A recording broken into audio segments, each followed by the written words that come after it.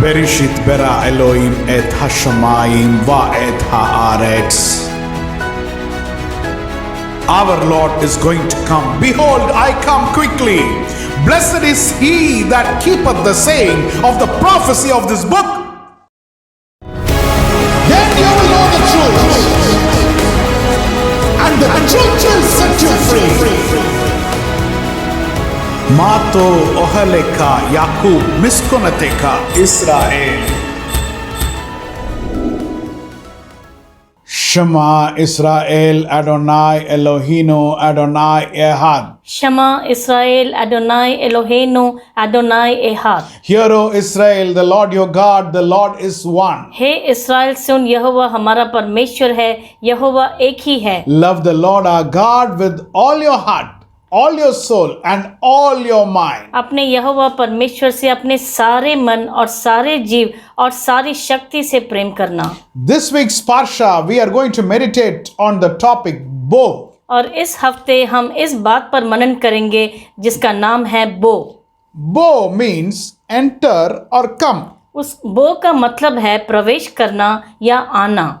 When we see the sequence of events which is happening, और जब हम उनका जो घटनाओं का क्रम देखते हैं, you see Pharaoh's short-lived repentance. और हम देखते हैं कि फरोन की जो अल्पकालिक पश्चाताप आता है, When there is a problem, जब कोई समस्या आती है, he will call Moses and Aaron and he will say, yeah, now please pray to your God and help me. और मूसा और हारून को बुलाकर कहता कि अपने परमेश्वर से प्रार्थना करो ताकि मेरी मदद हो सके। And when the problem is solved, immediately he will go back to his own ways. और जब समस्या सुलझा दी जाती तो वो अपने मार्ग पर वापस चला जाता। Now this person was soaked in sin, और ये इतना भीगा हुआ था पाप में, but in between he will say, I am a sinner, I have sinned against God, so please help me. लेकिन बीच में अंगीकार करता कि मैंने पाप किया है और मेरी मदद कीजिए। Glory be to God. परमेश्वर की महिमा हो। Now the matters were reaching a ultimate climax. और ऐसे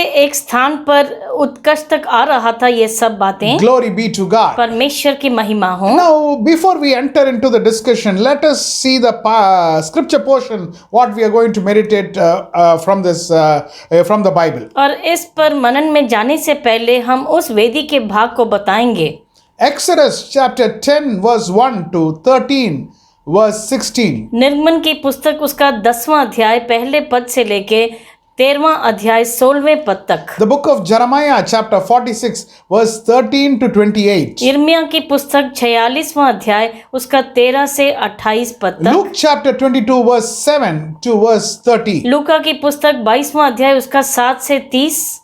And 1 Corinthians chapter 11 from verse 20 to 34. पहली कुरिन्थियों की पुस्तक 11वां अध्याय उसका 20 से लेके 34वें पद तक। Glory be to God. परमेश्वर की महिमा हो। The last 3 plagues, और जो आखिरी 3 विपत्तियां, which is locust, वह है टिड्डियां, darkness, अंधकार and firstborn. और पहलौठे। Now God, as we discussed in last Parsha I was mentioning, He is in His birth pains. और जैसे मैंने पहले चर्चा किया पिछले पाशा में कि वह अपनी जन्म की पीड़ा में है परमेश्वर। A nation is going to be born. अभी एक देश जन्म लेने वाला था। Israel is His firstborn. और इस्राएल उनका पहलौठा है। And that is going to be born. और वह जन्म लेने वाला था। Now let us see how the first verse starts with. और अभी हम देखेंगे पहला पद कैसे शुरू होता है। Exodus chapter 10 verse 1. निर्गमन की पुस्तक 10वां अध्याय उसका पहला पद। Now the Lord said to Moses, Go into Pharaoh, for I have hardened his heart and the heart of his servants, that I may show these signs of mine before them. फिर यहोवा ने मूसा से कहा, फिरौन के पास जा, क्योंकि मैं ही ने उसके और उसके कर्मचारियों के मन को इसलिए कठोर कर दिया है कि वह अपने चिन्ह उनके बीच में दिखलाऊं। Now the Lord said to Moses, यहोवा ने मूसा से कहा, Go to Pharaoh. फरोन के पास जा। Go to Pharaoh. फिरौन के पास जा। Now that is what it is translated for us in our English or Hindi Bibles. हमारे अंग्रेजी या हिंदी वेदियों में ऐसा ही अनुवाद किया गया है। But what is the heading which is given for this Torah study? लेकिन इस तोरा के मनन का क्या शीर्षक था? Bo, बो, which means come. जिसका मतलब है आओ। It doesn't mean go. इसका मतलब नहीं कि जा। When a person will say come, कब एक मनुष्य कहेगा आओ, when a person, the person who is saying is also going to come along with you, then that person will say come. और जब वह भी हमारे साथ चलने वाला है तभी वह कहेगा कि आओ हम चलें। Otherwise the person will say okay you go. नहीं तो वह कहेगा कि जाओ। Actually what did God say? और सच में परमेश्वर ने क्या कहा था? Now almost it was this Pharaoh was keeping on changing his stand. It was very much a pressure and tension for everybody. और फिरौन बार बार अपनी बात पर पीछे जा रहा था और बहुत बड़े तनाव का कारण बना ये। Now God is each time coming and crying, Moses is coming and crying to God, God, now again he is asking the problem to be solved. और मूसा बार बार यहोवा के सामने आकर कहता कि वह फिरौन फिर से अपनी समस्या को सुलझाने को कह रहा है। Then when he is repenting, Moses will come and say, take the frogs, now please do the miracle, Lord, like that again he will cry. और जब वह पश्चाताप करता तब वापस मूसा के यहोवा से कहता कि उस विपत्ति को आप वापस ले लो। This time what God is telling, इस बार परमेश्वर ने क्या कहा? what is that you are talking about too much problems? और क्या है तुम इतनी समस्याओं की बात कर रहे हो? Come, let us go. आओ हम चलें। I will come and see. मैं तुम्हारे संग चलूंगा। That is the greatness or great privilege which we have. और यही बहुत बड़ा सौभाग्य जो हमारे पास है। When we enter into a problem, जब भी हम किसी समस्या में जकड़ जाते हैं, God doesn't leave you alone. परमेश्वर तुम्हें उसमें अकेला नहीं छोड़ते। Glory be to God. परमेश्वर की महिमा हो। Many years before, बहुत साल पहले, when my eldest son was very small, और जब मेरा बड़ा बेटा बहुत छोटा था, he normally used to go and play in a park. और वह जाकर पार्क में खेला करता था। I was at home. मैं घर में था। One day he suddenly ran and came to me. एक दिन अचानक वह मेरे पास भाग कर आया And he told, Papa, somebody has bet him. और ये आकर कहा कि किसी ने मुझे मारा है। I was not sitting there and asking who bet you, why they bet you, all these questions. I was not asking, sitting at home and I was not asking anything. और मैं वहीं पर बैठ के उससे सवाल नहीं किए कि किसने मारा, क्यों मारा, ऐसा मैंने नहीं पूछा। I immediately went out. और मैं तुरंत बाहर गया। I told him, come with me. मैंने कहा चलो आओ मेरे साथ। Come with me. आओ मेरे साथ। Let us see who is doing what. हम देखेंगे क्या कौन है जो तुम पर हाथ उठाया है। Our God is like a father. और हमारे परमेश्वर ऐसे एक पिता के समान है। He never wants to allow you to face the problem alone. वह कभी भी तुम्हें अकेला नहीं छोड़ेंगे उस परीक्षा का सामना करने के लिए। He is telling you, come. वह कहते हैं आओ। Today you should get the confidence. और आज आप में वह विश्वास आना चाहिए। He has told you, I will never leave you nor forsake you. उन्होंने ये वचन दिया है कि मैं कभी तुम्हें छोड़ूंगा या त्यागूंगा नहीं। Whatever situations you are facing, और किस स्थिति में भी तुम हो सकते हो, God is not telling you go. परमेश्वर आपको जाओ ऐसा नहीं कहते हैं। God is telling you, come with me. वह कहते हैं आओ मेरे साथ। Come. आओ तुम। The most difficult situation you are facing, और सबसे कठिन स्थिति का सामना जो तुम करते हो, realize something. और एक बात को आप जान लो, God is with you. परमेश्वर तुम्हारे साथ हैं। Glory be to God. परमेश्वर की महिमा हो। Now in Exodus chapter 10 verse 1, और निर्गमन का 10:1 में it says, ऐसा यूं कहता है, go to Pharaoh, फिरौन के पास जा। which means now we will make the change and we will read here. और हम उसे बदल कर ऐसा पढ़ेंगे, Come to Pharaoh, आओ फिरौन के पास आओ, for I have hardened his heart and the hearts of his officials. क्योंकि मैं ही ने उसके और उसके कर्मचारियों के मन को कठोर कर दिया है। One big question will come to our mind. एक बड़ा सवाल हमारे मन में उठता है, अरे how can God harden the heart of Pharaoh, Baba? और परमेश्वर कैसे फिरौन का हृदय कठोर करेंगे? He himself will harden and he himself will punish Pharaoh. और वह खुद उसके हृदय कठोर करेंगे और वह खुद उसे दंड देंगे। This is not fair. और ये तो सही नहीं है। He should have hardened his heart himself. और उसने खुद अपने हृदय को कठोर किया होगा। How can God harden the heart of Pharaoh and then give punishment for Pharaoh also? कैसे परमेश्वर उसे खुद कठोर करके खुद उसे दंड देते हैं? Now we have to understand हमें एक बात समझनी है। what is God hardening the heart of Pharaoh. और परमेश्वर का उसके हृदय को कठोर करना आखिर क्या है? Now, the initial stages, if you see, Pharaoh will harden his heart. और शुरुआत में जब आप पढ़ते हैं तो फरोन अपने हृदय को कठोर करता है। First, God doesn't harden the heart of Pharaoh. पहले परमेश्वर उसे नहीं कठोर करते। In the initial stages, Pharaoh will harden his heart. शुरुआत में फिरौन ने खुद अपने हृदय को कठोर किया।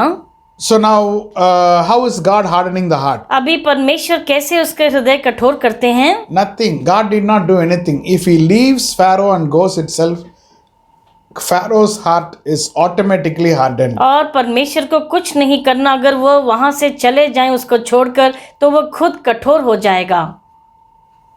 God has to just move away. परमेश्वर को सिर्फ कुछ हट जाना है वहां से। Now today in our Christian walk of life, आज हमारे मसीही चाल में परमेश्वर के साथ, now if God leaves us and goes, automatically sin will come to us. अगर परमेश्वर हमें छोड़कर चले जाएं तो पाप खुद ब खुद आ जाएगा हमारे अंदर। Now today you cannot claim I am the one who is holy, I am very holy. आज आप अपने आप पर घमंड नहीं कर सकते कि मैं बहुत ही पवित्र हूँ। We cannot say I am regularly fasting. हम ये नहीं कहते कि मैं निराहार प्रार्थना करता हूँ Regularly I get up in the morning and pray. और मैं सुबह उठ के प्रार्थना करता हूँ। No, no, no, no, no, no. नहीं। He has enabled you to do fasting. और उन्होंने तुम्हें मदद की कि तुम निराहार रह सको। He has enabled you to get up and pray. तुम्हें सुबह उठने के लिए उन्होंने मदद की है। Every walk of life, He is there. He is helping us. और जीवन के हर एक पथ पे वह हमारी मदद कर रहे हैं। The scripture says, और पवित्र शास्त्र में लिखा है, I am the Lord who makes you holy. मैं ही परमेश्वर हूँ जो तुम्हें पवित्र बनाता हूँ। We are not holy because of our own efforts. और अपनी कोशिश से हम पवित्र नहीं हैं।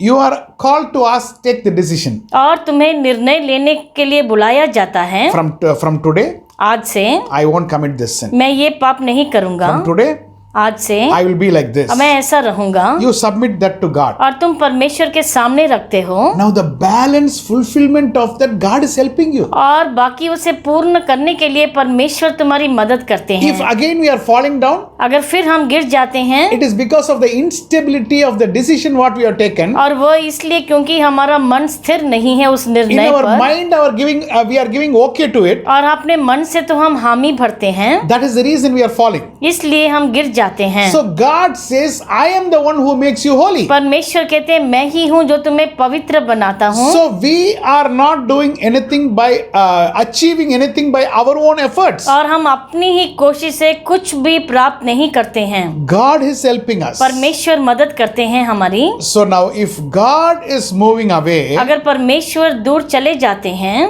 then we have fallen. तो हम गिर चुके हैं। Our heart has become hardened. हमारा हृदय कठोर हो चुका है। Now when David committed sin, और जब दाऊद ने पाप किया, he is telling against, in Psalm 51, he is telling against you only I have committed sin. और भजन के 51 में ऐसा कहते हैं कि मैंने तुम्हारे विरुद्ध पाप किया है। What sin he committed against God? और परमेश्वर के विरुद्ध क्या पाप किया था उसने? Firstly, he committed sin against Uriah. पहले उरिया के विरुद्ध किया पाप। Now he has caused a lot of shame and agony to Bathsheba. और बत्शेबा के लिए बहुत ही शर्मिंदगी लेकर आया The था। whole nation was trusting David. So against this whole state, he has done a mistake. और सारा देश उस पर निर्भर था और सबको उसने नीचे अपने आप को दिखा दिया सबके But what is सामने। David telling? लेकिन दाऊद क्या कहते हैं? Against you I have committed sin. आपके विरुद्ध मैंने पाप किया है। What is that sin? और वह पाप कौन सा है? I have cut my relationship with you. मैंने आपके साथ अपने रिश्ते को काट दिया है।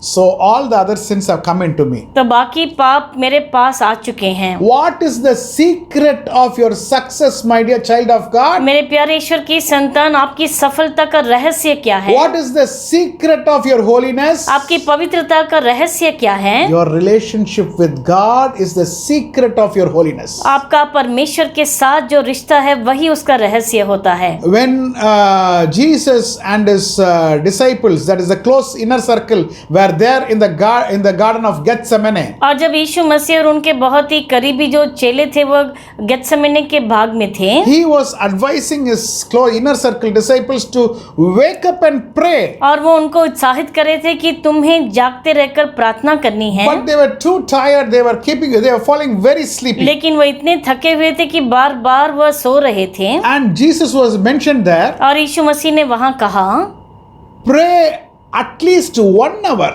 so that you will not fall into temptation. तुम कम से कम 1 घंटा प्रार्थना में लीन रहो ताकि तुम परीक्षा में मत पड़ो। So that prayer with God, that relationship with God is keeping us holy. इसलिए वह परमेश्वर के साथ हमारा रिश्ता ही हमें पवित्र बनाए रखता है। So now, who hardened the heart of Pharaoh? तो अभी किसने फरोन के हृदय को कठोर किया? It is mentioned God hardened. ये लिखा है कि परमेश्वर ने किया। But we should not think that God is hardening one side and another side he is giving punishment. हमें No. ऐसा नहीं समझना कि वह खुद कठोर करते हैं, खुद दंड देते हैं। God hardened means God has left him.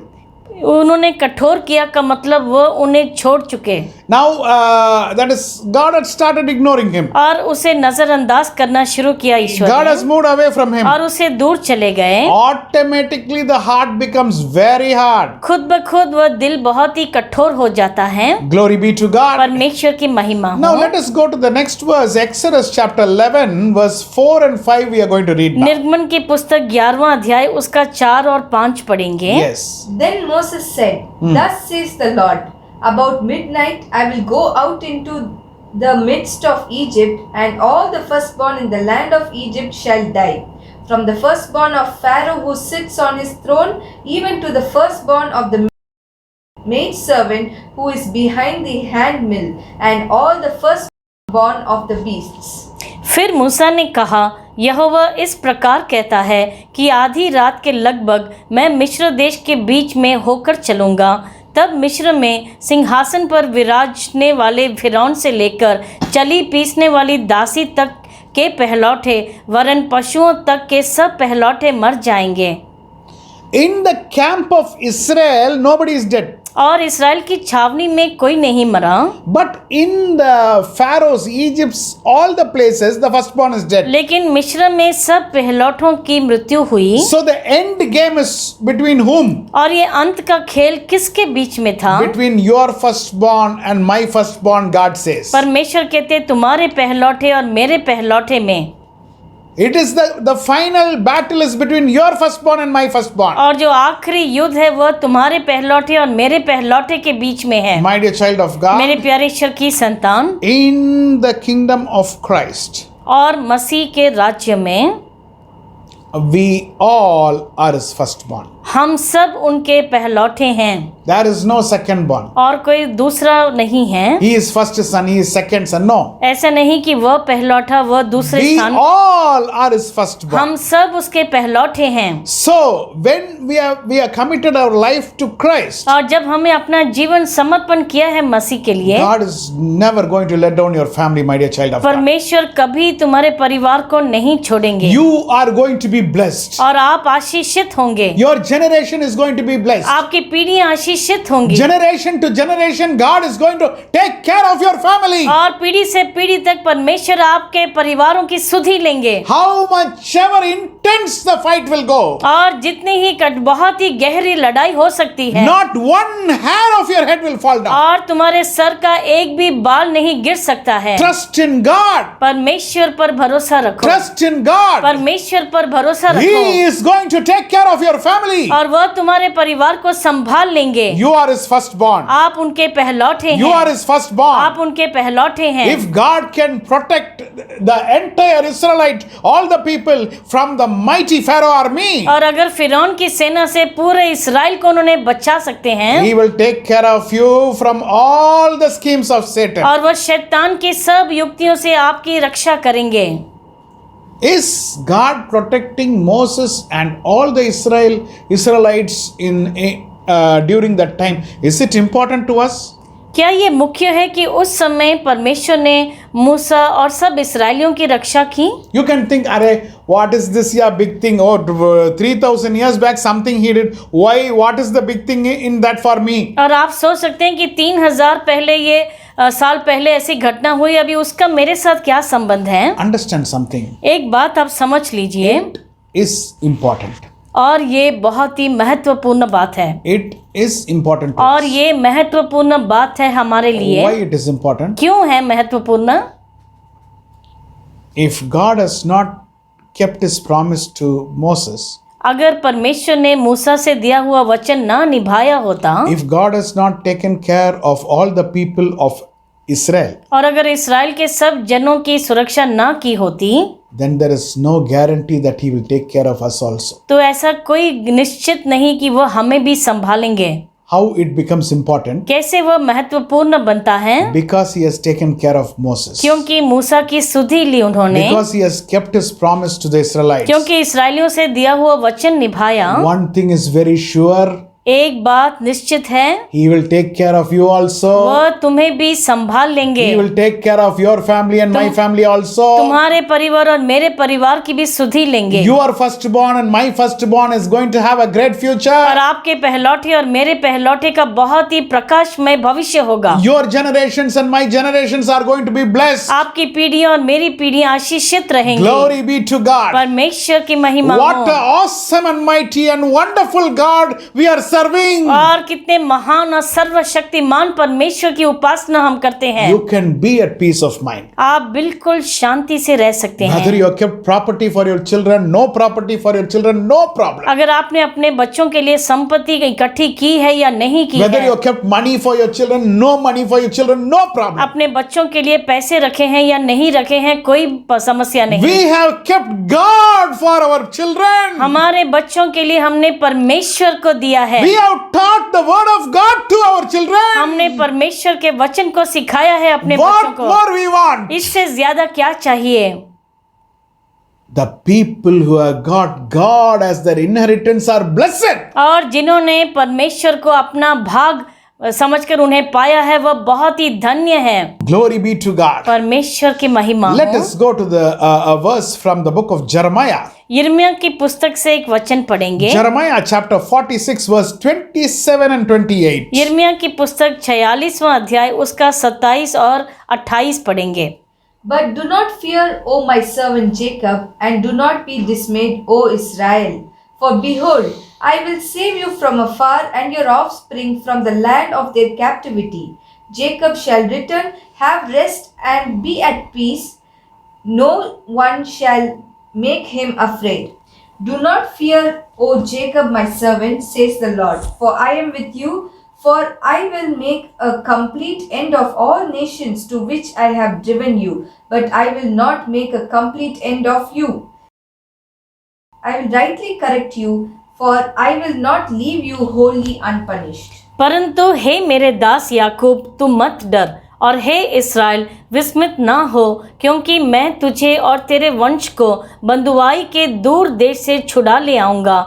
याकूब लौटकर चैन और सुख से रहेगा, और कोई उसे डराने ना पाएगा। हे मेरे दास याकूब, यहोवा की ये वाणी है कि तू मत डर, क्योंकि मैं तेरे साथ हूँ, और यद्यपि मैं उन सब जातियों का अंत कर डालूँगा जिन में मैंने तुझे बरबस निकाल दिया है, तो भी तेरा अंत ना करूँगा। मैं तेरी ताड़ना विचार करके करूँगा, परंतु तुझे किसी प्रकार से निर्दोष ना ठहराऊँगा।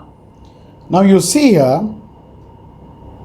यहाँ पर आप देखते हैं, God is assuring that the enemies whom we are fighting will be completely destroyed one day. परमेश्वर ये निश्चय देते हैं कि जो भी शत्रु के विरुद्ध वह लड़ रहे हैं, वह पूरी तरह से उनका अंत हो जाएगा।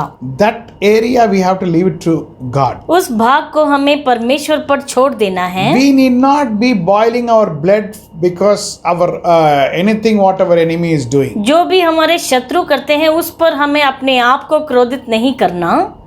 What is our requirement? हमारी जरूरत क्या है?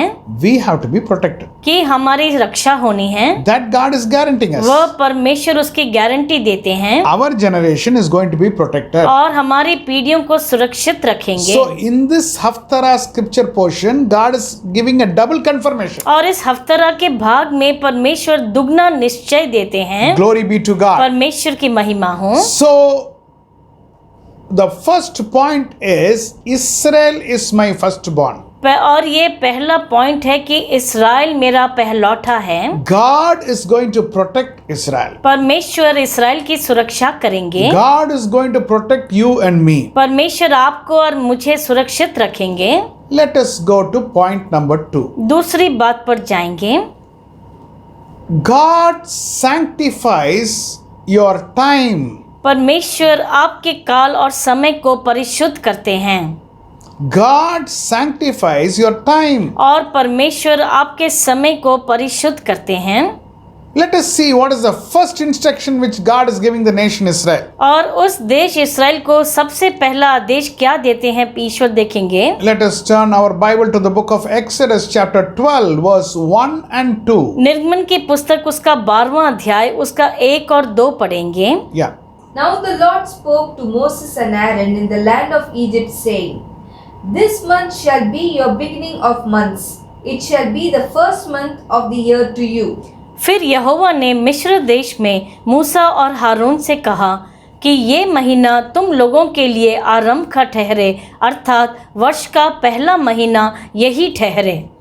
Now till now it was a discussion which was going about plagues. और अभी तक विपत्तियों के बारे में ही हो रहा था बातचीत। But when God announced the last plague, लेकिन जब आखिरी विपत्ति की घोषणा की ईश्वर ने, immediately God starts discussion about the first month. और तुरंत पहले महीने के बारे में चर्चा शुरू होती है। Why? क्यों? First thing what has to be sanctified is time. और सबसे पहली बात जिसका शुद्धिकरण होना है वह है समय। Till now, however you spent your time is immaterial. और अब तक तुमने जैसे अपने समय को उपयोग किया वह अलग बात है। When you come to Christ, जब आप मसीह में आ जाते हैं, what becomes ultimately important? और सबसे महत्वपूर्ण कौन सी बात होती है? Your time is important. तुम्हारा समय बहुत ही महत्वपूर्ण। Every minute is important. हर एक मिनट बहुत महत्वपूर्ण। Every second is important. हर एक क्षण महत्वपूर्ण है। Glory be to God. परमेश्वर की महिमा हो। That is the greatest gift what God has given us. और वह सबसे बड़ी भेंट जो ईश्वर ने हमें दी है। You cannot say no, I have got less time and he has got more time. आप ये नहीं कह सकते कि मेरे पास कम समय और उसको ज्यादा समय Like है। how we say for other things, he has got a good car, I don't have that car. जैसे हम दूसरों से तुलना करते हैं गाड़ी के विषय में। They have a big house, I don't have a big house. उनका बड़ा घर है, मेरा घर नहीं है। They have more money, I don't have. उनके पास और पैसे हैं, मेरे पास कम हैं। My dear child of God, मेरे प्यारे ईश्वर की संतान, one thing which is given in common to everybody equal amount is time. और एक बात जो सामान्य रूप से सबको एक समान दी जाती है वह है समय। From this point, और इस पॉइंट से लेकर we have to use the time very efficiently, effectively. और उस समय का सही उपयोग हमें करना बहुत ही आवश्यक है। Glory be to God. परमेश्वर की महिमा So हो। first thing what he sanctifies is time. पहले आपके समय का शुद्धिकरण करते हैं। So what God says, परमेश्वर क्या कहते हैं? this is going to be the first month. यही तुम्हारा पहला महीना ठहरेगा। Now this is totally opposite from what they were doing in Egypt. और जो मिस्र में कर रहे थे उसके बिल्कुल विपरीत था ये। The Egyptians wanted the Israelites to waste their time. और मिस्र यही चाहते थे कि इस्राएली अपना समय बर्बाद करें, Build something, destroy the same thing. और कुछ बनाकर फिर उसे नष्ट कर दें। do some useless job. और कुछ बेकार की बातें ही करते रहे They were wasting their time. और उनके समय को बर्बाद कर रहे थे। Now, normally Satan's scheme is we waste the time. और शैतान की भी यही योजना होती है कि तुम्हारे समय को बेकार बनाएं Giving unnecessary things in our cell phone and making our time be wasted. और हमारे सेल फोन्स पे अनचाही बातें भेजकर हमारा समय बर्बाद करना। But the moment we come to God, लेकिन जिस समय हम परमेश्वर के पास आते हैं, God says, परमेश्वर कहते my हैं, dear son, मेरे प्यारे बेटे, my dear daughter, मेरे प्यारी बेटी, henceforth every moment what we take is important. आगे से हर एक क्षण बहुत ही महत्वपूर्ण है। Glory be to God. परमेश्वर की महिमा हो। The Egyptians want to be the master of the Israelites' time. और मिस्री चाहते थे कि वो इसराइलियों के समय के मालिक बने। Now God renews it. परमेश्वर उसका नवीकरण करते When we हैं। come to the Lord, जब हम परमेश्वर के पास आते हैं, Satan cannot be the master of our time. और शैतान हमारे समय का मालिक नहीं रह सकता, Satan cannot dictate terms how we have to spend our time. और वो हमें नहीं बता सकता कि तुम्हें समय ऐसे ही उपयोग करना So है। God wants to reset now. परमेश्वर उसको फिर से नवीकरण करना चाहते हैं। Sanctify your time. अपने समय का शुद्धिकरण करो। Where did he sanctify? कहाँ पर शुद्धिकरण किया था? Understand this very clearly. बहुत ही साफ आप समझे उसे। While they were in Egypt. जब वह मिस्र में थे, While they were in Egypt, the time is sanctified. और जब वह मिस्र ही में थे तभी शुद्धिकरण हुआ उनके He समय। says this is going to be your first month. परमेश्वर ने कहा ये तुम्हारा पहला महीना ठहरेगा। This happened. This needs to happen on the 10th day. This needs to happen on the 14th day. God is making it very clear. परमेश्वर स्पष्ट कहते हैं कि ये 10वें दिन होगा, ये 14वें दिन होगा, और ऐसे बहुत ही साफ कहते हैं। Where were they? कहाँ पर थे उस They समय? were already in Egypt. और वो तो मिस्र ही में थे, They are yet to come out. अभी बाहर नहीं निकले थे। Now your decisions has to be taken when you are, if you are not saved, you are in sin, you have to take it at that time itself. और जब तुम्हारा उद्धार नहीं हुआ है, तुम अभी तक पूरी तरह से बाहर नहीं आए, तभी से आपको निर्णय ले लेना है। Or if you are in a difficult situation, or if you are in a fallen state, और आप किसी गिरी हुई स्थिति में हैं या कठिन स्थिति में, or you are undergoing trials and tribulations, या परीक्षाओं का सामना आप कर रहे हैं, that time decide. उस समय तुम ये निर्णय लो। Now some people take a decision like this. और कुछ लोग ऐसा निर्णय लेते हैं, If all problem is solved, I'll come and do ministry. अगर मेरी सब समस्याएं हल हो जाएं तो मैं सेवकाई में आऊंगा। That problem is never going to be solved. और वह समस्या कभी सुलझेगी नहीं, And you are also not going to do anything. और तुम भी कुछ नहीं कर पाओगे। The best thing is take a decision now. और सबसे अच्छी बात है कि तुम अभी निर्णय लो। Let the storms are there, let it be there. आंधियां आती जाती रहें, कोई परवाह That God will नहीं, take care. वह परमेश्वर संभाल But you लेंगे। take a decision now. लेकिन आज तुम निर्णय लो। Glory be to God. परमेश्वर की महिमा हो। So God sanctifies the time. परमेश्वर समय का शुद्धिकरण करते He हैं, wants to make everything new. और वह सब कुछ नया बनाना चाहते हैं। For the one who is in Christ is a new creation. क्योंकि जो मसीह में है वह एक नई सृष्टि है। The old things have passed away. पुरानी बातें बीत चुकी हैं, Everything has become new. सब कुछ नया हो चुका है। In the Hebrew language, और इब्रानी भाषा में, the number 8 is referred as a new beginning. और ये जो अंक 8 है वो एक नई शुरुआत कहलाया जाता है। In Psalms 119, we will have passages having 8 verses. और भजन 119 में आप देखेंगे कि 8 वचन के एक एक पैराग्राफ होते हैं, Which gives a total of 22 passages equivalent to the 22 Hebrew alphabets. और 22 ऐसे पैसेजेस जो 22 अक्षर को प्रकट करते हैं। Every passage gives a new beginning. और हर एक में एक नई शुरुआत दिया जाता है। So Paul says, if you are in Christ, you are a new creation. पौलुस कहते हैं अगर तुम मसीह में हो तुम एक नई सृष्टि हो। So God renews, God sanctifies the time. He makes you new every moment. परमेश्वर तुम्हारे समय का शुद्धिकरण करते हैं, नवीकरण करते हैं तुम्हें, और सब कुछ नया बना देते So हैं। God sets the calendar in Shemoth in the book of Exodus, not in Genesis, Breshith. और परमेश्वर शेमोत में कैलेंडर को सेट करते हैं, ना कि उत्पत्ति में बेरिशित में नहीं। You should be the people who will control the time, not time should not control you. आपको समय को अपने काबू में रखना है, ना कि समय आप पर प्रभुता करे। So when we come to Christ, और जब हम मसीह में आते हैं, He keeps this is new year, this is new moon, this is new month, this is new day, new, everything should be new. और वो कहते हैं कि सब कुछ नया होना चाहिए, नया साल, नया महीना और नया चांद और नया दिन। The old yeast, the old sin has no place in your life. और जो पुराना खमीर है, पुराना पाप है, तुम्हारे जीवन में कोई उसका काम नहीं। Glory be to God. परमेश्वर की महिमा हो। So the second important thing what we have learned is sanctify our time. दूसरी मुख्य बात जो हमने सीखी है कि तुम्हारे समय का शुद्धिकरण करो। Let us go to the third point. तीसरे पॉइंट पर जाएंगे। We are working in team with God. और हम परमेश्वर के साथ एक टीम में कार्य करते हैं।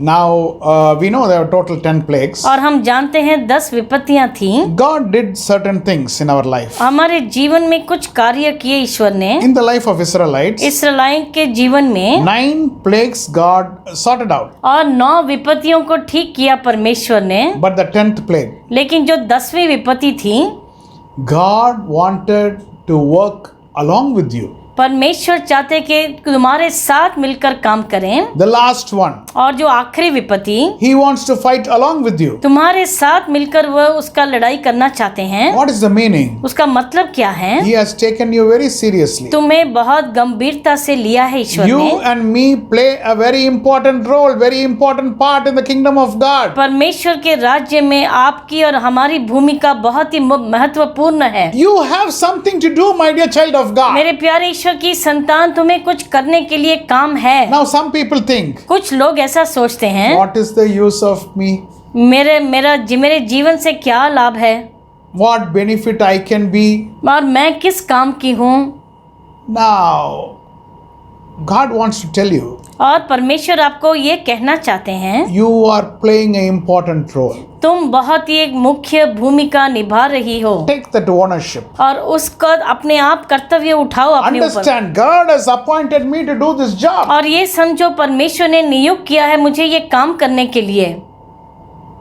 Boast about your salvation. अपने उद्धार के बारे में घमंड करो। That is what Paul says. वही पौलुस कहते हैं, I have something to do. और मुझे कुछ करने के लिए है। Glory be to God. परमेश्वर की महिमा हो। When God has to feed that 5,000 people in the mount, और जब प्रभु को 5,000 लोगों का पोषण करना था उस पहाड़ पर, God is asking, what do you have? पहले वो पूछते हैं तुम्हारे पास क्या है? They say one small boy has bread and 5 loaves of bread and 2 pieces of fish. तब कहा कि एक छोटे लड़के के पास 5 रोटियां और 2 मछलियां हैं। If God has to bring Lazarus out, और अगर लाजरस को जिलाना है फिर He से, is asking people to remove the stone. और वो कहते हैं पहले उस कब्र से उस पत्थर को हटाओ। If God has to change the water to wine, अगर उस पानी को दाख मधु में बदलना है He is प्रभु asking को, people to fill the water. वो कहते हैं पहले जाड़ियों को पानी से भर दो। You have a role in the kingdom of God. परमेश्वर के राज्य में तुम्हारी एक भूमिका है। We will do what we can do. और हम वो करेंगे जो हम कर सकते हैं। God will do what we cannot do. और जो हम नहीं कर सकते वह परमेश्वर पूरा God करेंगे। will do what we cannot do. जो हम नहीं कर सकते परमेश्वर पूरा करेंगे। Glory be to God. परमेश्वर की महिमा हो। So now God is telling, अभी परमेश्वर कहते हैं, on this day you ought to take a lamb,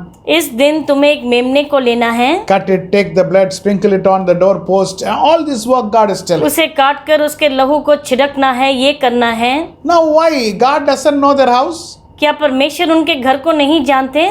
Now God is telling, I will send my angel.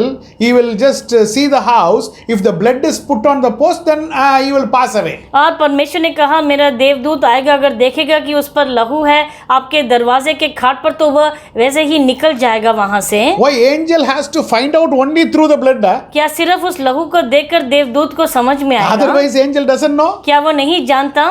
Angel knows. वो जानता है सब। God knows who you are. परमेश्वर जानते हैं तुम कौन हो। But you hold an important part in the kingdom of God. लेकिन ईश्वर के राज्य में तुम्हारी एक महत्वपूर्ण भूमिका है। This was a small thing what has been given to them. और ये तो एक छोटा सा काम जो दिया गया। Do you know why? आप जानते हैं क्यों? Take this redemption seriously. तुम्हें इस छुटकारे को गंभीरता से लेना है। Take this salvation seriously. इस उद्धार को बहुत ही गंभीरता से लेना है। You are brought with the price. तुम्हें एक मूल्य देकर खरीदा गया है। We are used to be thinking salvation is free, salvation is free. और हम हमेशा ये सोचते हैं कि उद्धार तो मुफ्त है, मुफ्त है। Actually not. लेकिन ऐसा नहीं। It is free for you and me, तुम्हारे लिए ऐसे ही दिया गया है मुफ्त में, but somebody has paid the price. लेकिन किसी ने उसका मूल्य चुकाया है। He is our Lord Yeshua HaMashiach. और वह हमारे प्रभु यीशुआ हा मसीहा हैं। He paid the price and gave it free for you. और उसका जुर्माना भरकर उन्होंने तुम्हें मुफ्त में दे दिया उसे। My dear child of God. मेरे प्यारे ईश्वर की संतान, Bo, God says come. परमेश्वर कहते हैं आओ। Are you ready to join hands with God? क्या आप परमेश्वर के संग हाथ मिलाने के लिए तैयार हैं? To fight Satan. ताकि शैतान के विरुद्ध तुम लड़ सको। To fight sin. शैतान के विरुद्ध और पाप के विरुद्ध लड़ सको। To fight the world. और इस संसार से लड़ सको। Are you ready to join hands with God? क्या तुम परमेश्वर के संग हाथ मिलाने के लिए तैयार हो? Let us ask God that. हम परमेश्वर से मांगेंगे। Close your eyes with me. अपनी आंखों को मेरे साथ बंद As करो। we plead to God, yes Lord, I am ready to come with you. जैसे हम ईश्वर से कहते हैं कि हम तैयार हैं परमेश्वर। We have a work in this world इस संसार में हमारा एक काम है to achieve that. उससे पाने के To लिए, fulfill the purpose what we have in this world. उस उद्देश्य को पूर्ण करने के लिए जो हमारे जीवन के लिए है। Come on, let us join hands with God और हम परमेश्वर के साथ हाथ मिलाएंगे and fulfill the purpose for what we are. और जिस कारण हमें बनाया गया उसको पूर्ण करेंगे। Let us close our eyes in prayer. आंखों को बंद करेंगे प्रार्थना में। Heavenly Father, हमारे स्वर्गीय पिता, thank you for coming with us हमारे साथ आने के लिए धन्यवाद। in the most difficult situations. सबसे कठिन स्थितियों में परमेश्वर, We are no more alone, Lord. हम अकेले नहीं हैं परमेश्वर, You are with us. आप हमारे संग हैं। Thank you, we are your firstborn. धन्यवाद कि हम आपके पहलौठे हैं। And you are never going to leave us nor forsake आप us. कभी हमें छोड़ेंगे या त्यागेंगे नहीं। We want to join hands with you. हम आपके साथ हाथ मिलाना चाहते We हैं, want to obey you आपका आज्ञा पालन करना चाहते हैं and fulfill the purpose for what we are in this world. और जिस उद्देश्य से हमें संसार में हमें लाया गया उसे पूर्ण करना चाहते हैं। Heavenly Father, हमारे स्वर्गीय पिता, bless everyone who are seeing this program. जो भी इस प्रोग्राम को देख रहे हैं उन्हें आप आशीष करें। As they are taking a decision to join hands with you, और जैसे वह निर्णय लेते हैं आपके साथ हाथ मिलाने के लिए, grant your grace to them, Lord, अपना अनुग्रह उन पर उंडेलें परमेश्वर, and let the full purpose be fulfilled. और वो उद्देश्य पूर्ण हो We परमेश्वर। give you all the glory. आपको सब महिमा देते In हैं। Jesus' matchless name, we pray unto thee, Father. यीशु मसीह के नाम से हम मांगते हैं। Amen. Amen. Praise the Lord. जय मसीह की। My dear children of God, मेरे प्यारे ईश्वर की संतान, be of good cheer today. और आप हर्षित रहें आज।